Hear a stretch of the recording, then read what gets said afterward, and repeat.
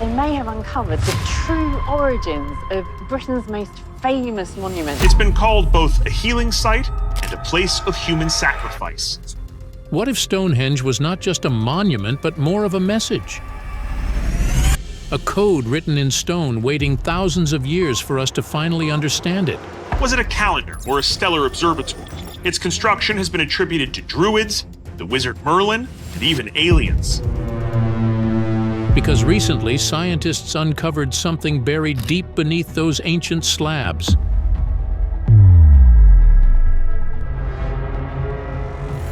That's amazing, guys. There's fabulous detail. That's just incredible.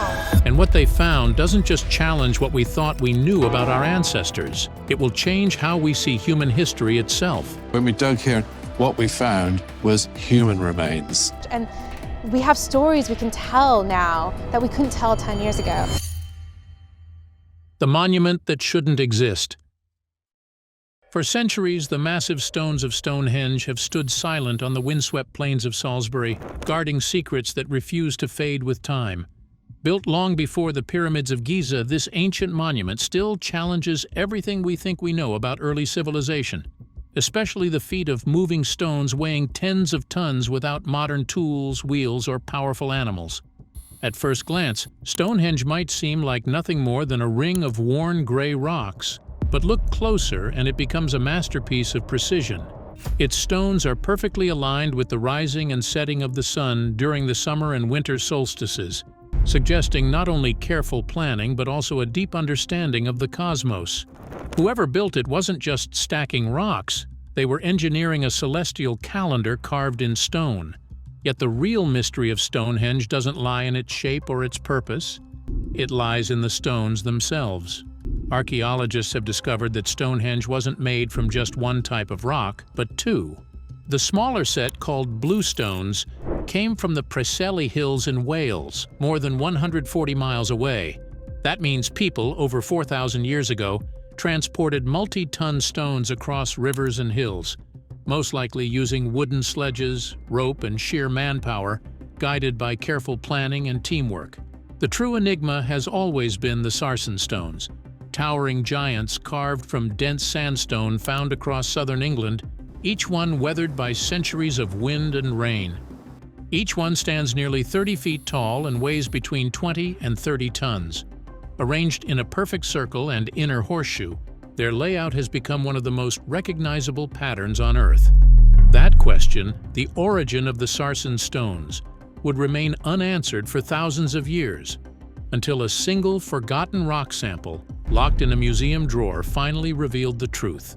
Before that discovery, countless theories emerged. Some pointed to quarries long lost to time, but none offered the solid proof needed to silence the skeptics.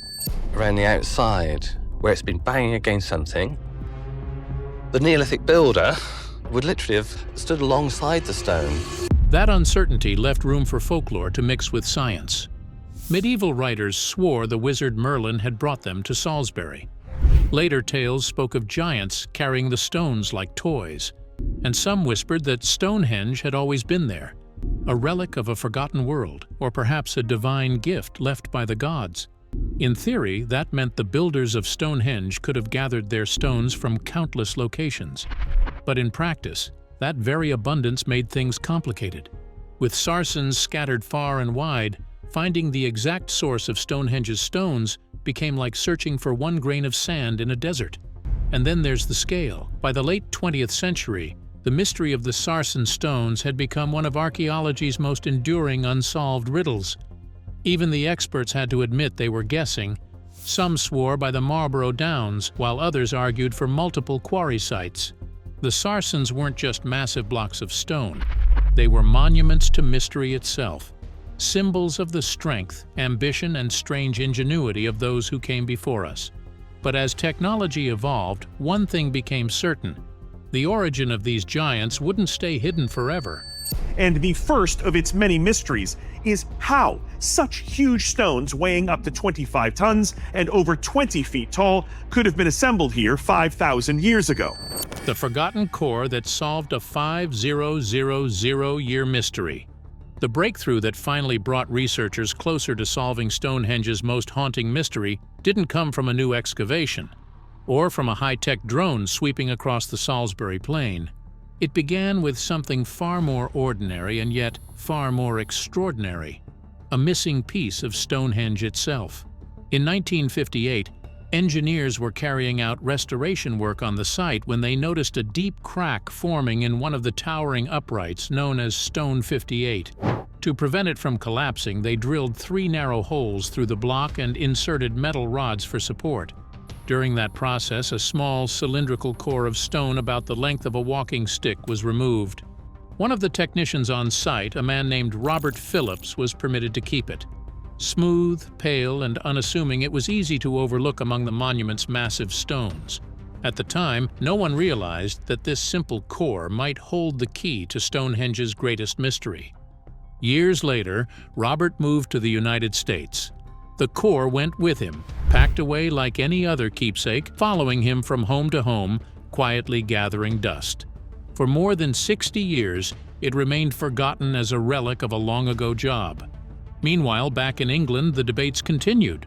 Scholars wrote papers, debated origins, and scanned the landscape for clues. But no matter how advanced the technology became, they were still missing one critical thing: a fresh, untouched sample of Stonehenge's sarsen stone. Then, in 2018, just before his 90th birthday, Robert Phillips made a decision that would change everything. He reached out to English Heritage, the organization that manages Stonehenge, and offered to return the core. When the news broke, it spread through the archaeological world like wildfire. For the first time, scientists had a pristine piece of Stonehenge's original sarsen, something they could finally study, test, and compare to the landscape itself. The return of that core didn't just reignite curiosity, it reopened the case, and inside that slender cylinder lay a secret waiting to rewrite everything we thought we knew.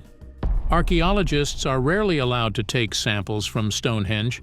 The preservation of the monument comes before everything else, which is why the return of that missing core was nothing short of extraordinary. The core was subjected to a series of cutting-edge tests, from X-ray fluorescence to mass spectrometry, each designed to reveal its precise chemical composition. Every element was measured in painstaking detail: silicon, aluminium, iron, and even trace minerals invisible to the naked eye. In the past, that kind of precision was impossible. But with today's technology, scientists could read the stone's geochemical fingerprint down to microscopic fractions, the unique signature that would tell them exactly where it came from. The research team at University College London led the work. Every step was documented, every calibration double-checked. This wasn't just about studying a rock. Unfortunately, we don't have a written record from this period of time, so we really have to rely on all these new scientific techniques and some of this groundbreaking research. And we have stories we can tell now that we couldn't tell 10 years ago. It was about creating a chemical map that could be matched against potential quarry sites across England. If a match existed, they would finally have proof of the stone's birthplace. While the core underwent analysis, another team worked directly on site at Stonehenge. Because they couldn't remove samples from the monument, they used portable X-ray scanners to study the stones where they stood, scanning each megalith under the shifting skies of Wiltshire one by one. It was meticulous work, slow, repetitive, and demanding. But then, something unexpected began to appear in the data. The sarsens weren't as diverse as many had assumed. Instead, most shared nearly identical chemical signatures. That meant one thing: the stones almost certainly came from the same location. If true, it changed everything. It meant the builders didn't just grab random stones. They went to one specific place, quarried dozens of massive blocks, and hauled them together in one of the most organized construction efforts in prehistoric Europe. The discovery was thrilling because it revealed deliberate purpose, a choice tied to meaning, ritual, or identity. Piece by piece, test by test, the evidence was coming together. The recovered core, paired with the chemical scans from the standing stones, had given scientists a way to trace the monument's origins once and for all. And when they finally compared those fingerprints against sarsen outcrops across southern England, the result didn't just confirm old speculation, it completely reshaped our understanding of the monument's builders. So that idea may very well apply to Stonehenge, There are many other clues in the archaeological record in sites at Stonehenge and around Stonehenge. The beautiful lie of Stonehenge. For more than a century, archaeologists told a neat, reassuring story about Stonehenge, one that sounded scientific and easy to believe. They said it was a local project, built by early Britons, using materials gathered from the surrounding landscape. A monument for small, tight-knit communities that worshipped the sun and marked the turning of the seasons. It made sense, or at least it used to. Evidence of bronze fragments and early metal tools found near the site seemed to link its builders to the Bell Beaker people, one of the first cultures known to craft bronze and shape metal with precision. According to the accepted theory, they were the ones who raised the great trilithons, those towering stone pairs topped with horizontal lintels that still define Stonehenge today. The logic was simple. These were skilled craftsmen, capable of building one of prehistory's greatest landmarks. This version of events wrapped Stonehenge in a kind of comfort, a community monument with big ambitions but small origins.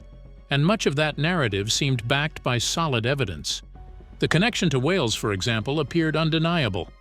Those smaller blue stones, with their faint grey-blue shimmer, had been traced directly to the Preseli Hills in Pembrokeshire, nearly 150 miles to the west. Geologists had pinpointed exact outcrops where ancient quarry marks still scarred the rock face.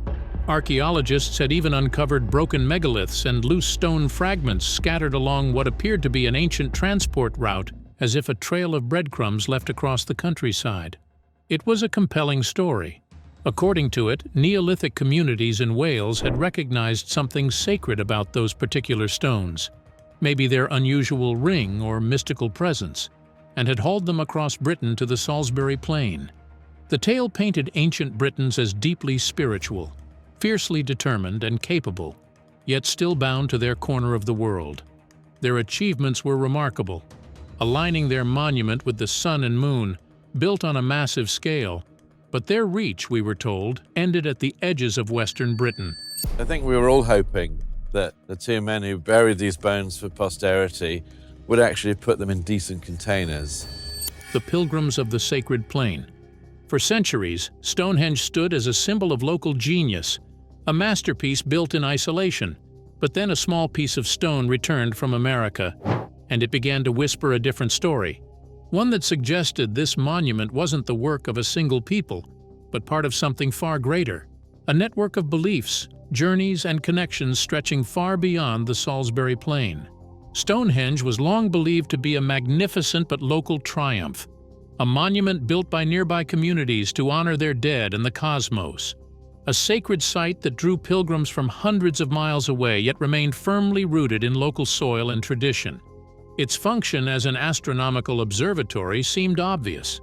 Its main axis aligned perfectly with the midsummer sunrise and midwinter sunset, while secondary lines tracked lunar standstills and other key celestial patterns. To scholars, it was a calendar in stone, a prehistoric computer guiding planting, harvest, and ritual life. The builders were seen as skilled astronomers, creating something both practical and deeply spiritual for their community. And the surrounding landscape seemed to confirm it, surrounded by burial mounds and smaller monuments. Tool marks and pottery shards told of local craftsmanship and trade routes reaching across southern England. Even the massive sarsen stones, dragged from 20 miles away, felt like an achievable challenge for a united community. In the end, scholars built a tidy image of Neolithic Britain, isolated but ingenious groups, each mastering its own corner of the world. Stonehenge was their crown jewel, a monument to what could be done with local hands and nearby stone. It was an elegant theory, grounded in evidence, and completely wrong. And these sarsens were put in a huge circle.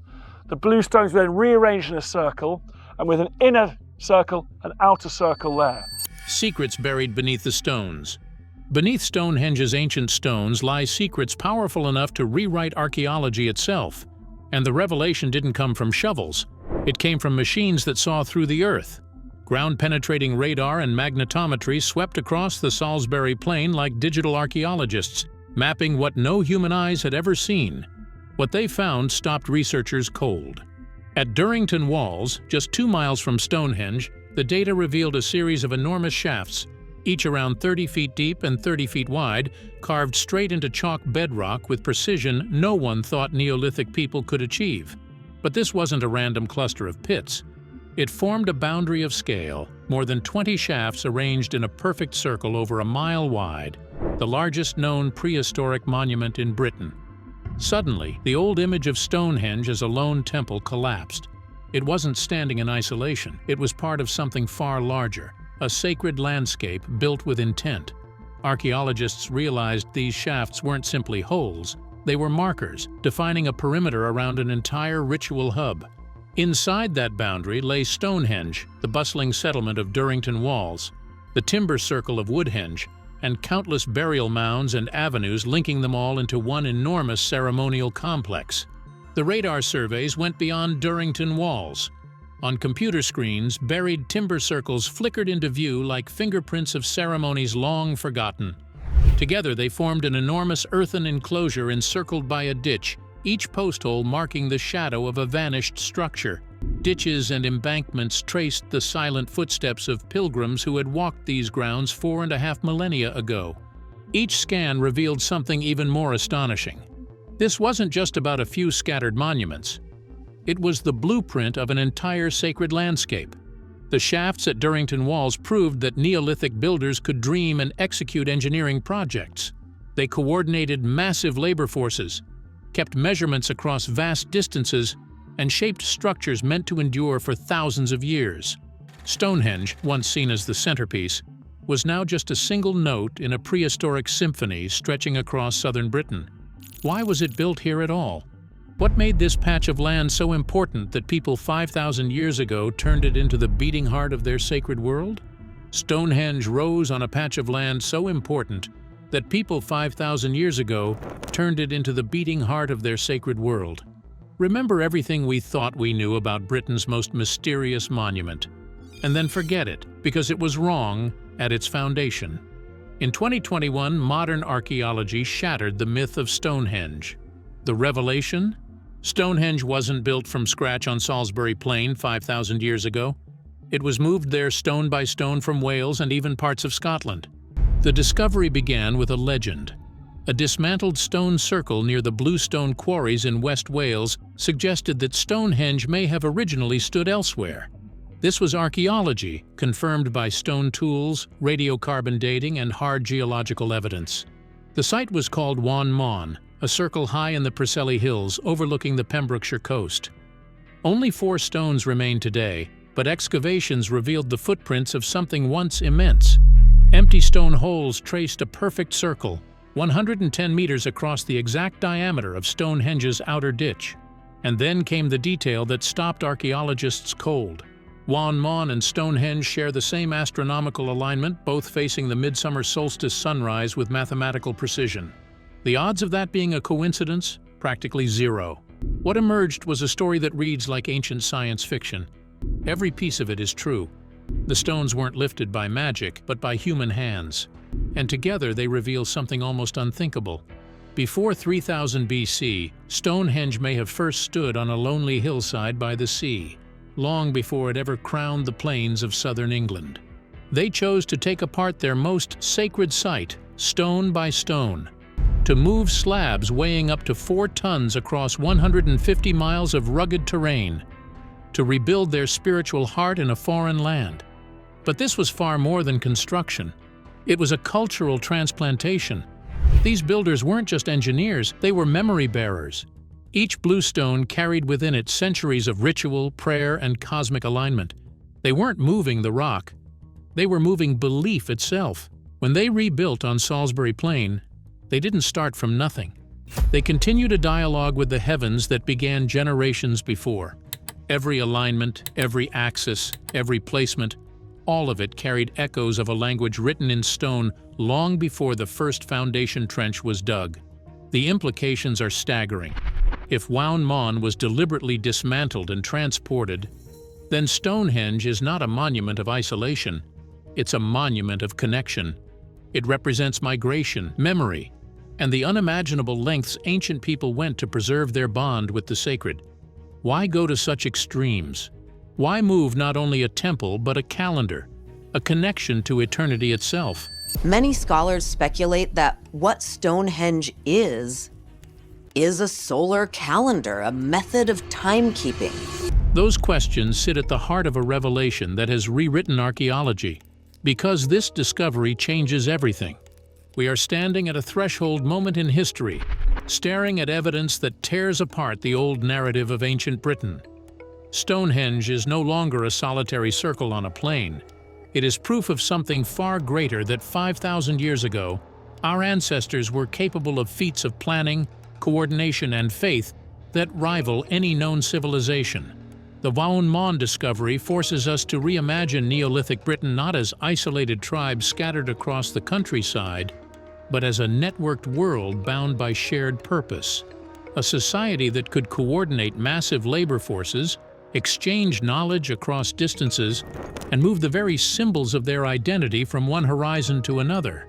What we're seeing on Salisbury Plain isn't just craftsmanship, it's infrastructure on a prehistoric scale. The first great project of Britain. Think about what that required. Hundreds, thousands of people.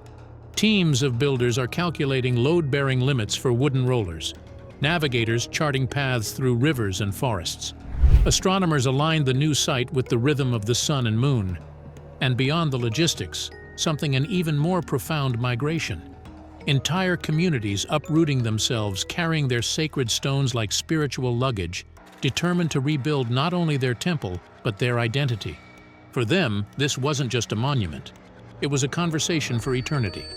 Statue-wise, well, he's shorter than you, basically. Yeah, I mean, if you were to compare, that's the femur, and if we were to, that's what this say, bone for here. instance, compare where the bones that rewrote Stonehenge's story.